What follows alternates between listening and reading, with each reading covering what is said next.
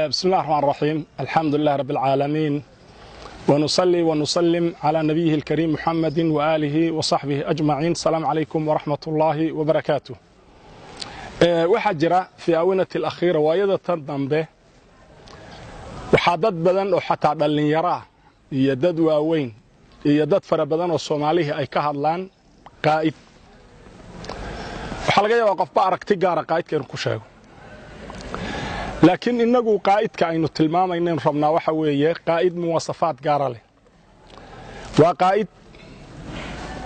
حددا وكو حددا شرع إلهي وقائد حددا وكو حددا تاريخ ذا يوم حكوا هذا النموذج كإسلامك مثلا قائدك قف مسلمه أو ربي كرا وحويه إن قائدك سيهاي قف إيمان له سبحان حكوا إلهي ربيسان سبحانه وتعالى وقف كان إيمان كلا هيني مهما اسكت ضيانه وحاجيه وحين أجنها وحبضا ما هجاجين كرو وحن ربنا قائد كأنه إنه يهاي قف رأسا نبي محمد عليه الصلاة والسلام أو لجاه الصفة اتباع الرسول الإيمان بالله مركا إنه كان لقائدك وحن كربنا إنه النقطة قف نبي رأسا عليه الصلاة والسلام وهو حوي قضاياك iyo waxa uu ka hadlayo wuxuu wax ku xukumayo iyo wuxuu rumaysan yahay alxalaal wal xaraam xaraamta iyo xalaasha markay noqoto inuu wax cadaalad ooga markay noqoto qof masterkiisu uu yahay waxyiga ilaahay oo ka qaata shariicada islaamka oo ku raacsan nabi maxamed calayhi salaatu wasalaam waxaan rabnaa qaa'idkaasi inuu yahay qof naftiisa taskiya ay leedahay oo naftiisu tahaara ay leedahay oo qaa'id muslima ah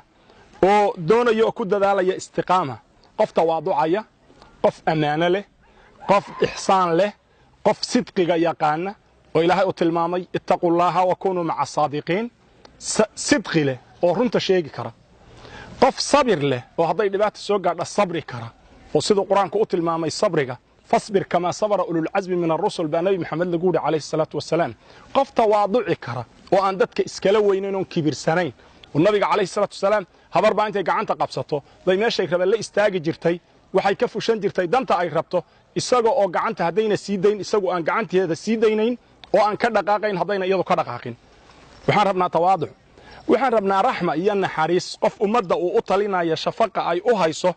oo waxa weeye ka cabsanaya ayo ilaahay raqiibu yahay subhanahu wa ta'ala waxaan rabnaa qof dakiya oo caaqila waxaan u baahannahay qof jiddiye leh oo go'aan qaadan kara waxaan u baahannahay qof aqligiisa iyo diintiisa iyo akhlaaqiyadkiisa iyo dhaqankiisa tawaasun ay leeyihiin oo miisaaman yihiin waxaan u baahannahay qaa'id jur'a leh oo geesinimo leh oo shujaac ah runta sheegi kara sidii nabigu runta u sheegi jiray calayhi salaatu wasalaam waxaan nahay dad doonaya sidii nabi maxamed wuxuu hogaamiyay in loo hogaamiyo calayhi salaatu wasalaam laakiin hogaamiye aan run sheegayn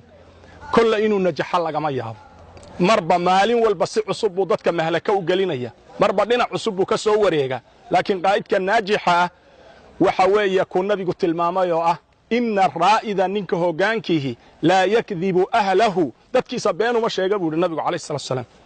adigu laftaadu haddaad marka horeba been u sheegayso bulshada aad matalaysay marna inay kugu daydaan ha sugin adigu horta marka hore qaa'id doonaysa inaad noqoto horta naftaada waa inaad dagaal la gashaa waa inaad noqotaa qof rabbaysan oo tarbiya leh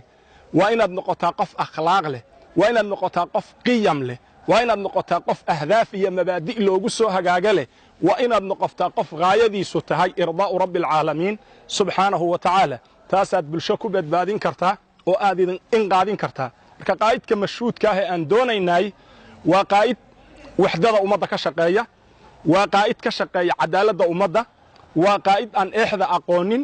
waa qaa'id aan jeebkiisa aqoonin ee jeebka ummadda oo dhan ka warhaya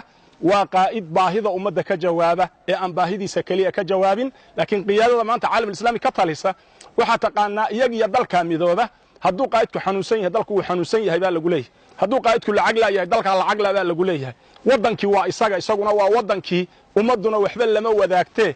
waxaad moodaa inuu iska yahay boqor keligii taliya ama iqdaaci oo isagu dhulka iyo dadkaba leh